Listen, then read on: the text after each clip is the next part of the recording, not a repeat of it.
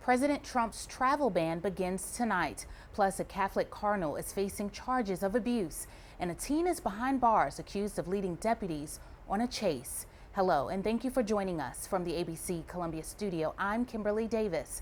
Here are your trending headlines for Thursday, June 29th.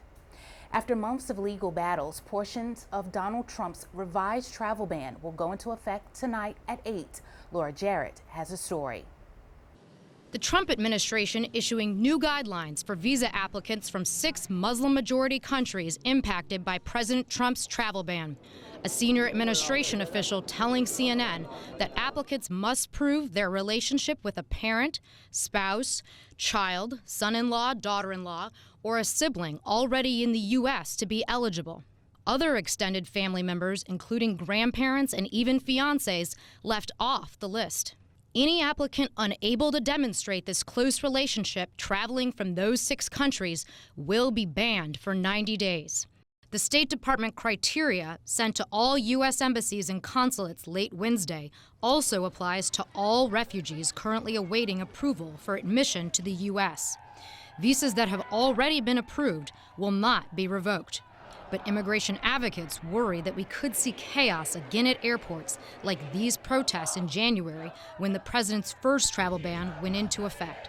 This as the U.S. tightens aviation security for overseas airports with direct flights to the U.S. We cannot play international whack-a-mole with each new threat. Homeland Security Secretary John Kelly announcing new measures that will include greater scrutiny of passengers, canines that detect explosives, and enhanced screening of electronic devices.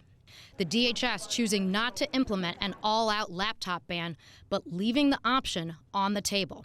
Make no mistake, our enemies are constantly working to find new methods for disguising explosives, recruiting insiders, and hijacking aircraft. Secretary Kelly warning that there will be consequences if airlines refuse to comply.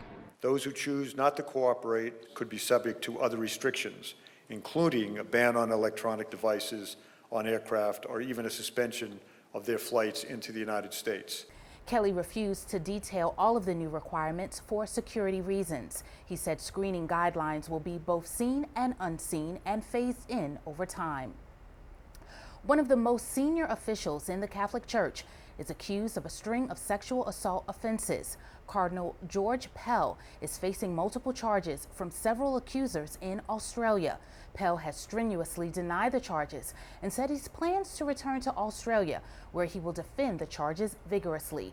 A court appearance is set for July 18th in Melbourne. During a government investigation in 2013, Pell apologized for historical abuse in the church and acknowledged that cover-ups by others allowed pedophile priests to continue abusing children. He said he was worried about the Catholic Church's reputation. Pell currently serves as a top advisor to Pope Francis and is the Vatican's top financial advisor. Back at home, a teen is facing several charges after a car chase in Sumter ended with a deputy hurt and a car flipped upside down overnight. According to deputies, 19-year-old Tiberius Hayward was trying to avoid a license checkpoint just after 8 Wednesday night on Mooneyham Road. Hayward decided not to stop for officers and later crashed on Atlantic Street. Hayward and the other occupant of the vehicle were not injured. However, a deputy lost control of his car and struck a tree. The deputy is expected to be okay.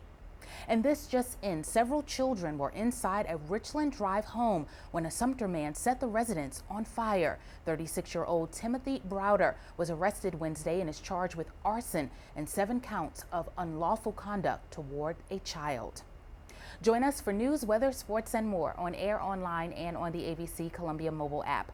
Flesh-eating zombies perform ballet, large robots perform a choreographed dance-off, and a classically trained opera singer eats cake while she sings. Catch all of this on tonight's episode of The Gong Show at 10, followed by ABC Columbia News at 11. I'm Kimberly Davis. Enjoy the rest of your Thursday, and thanks for watching.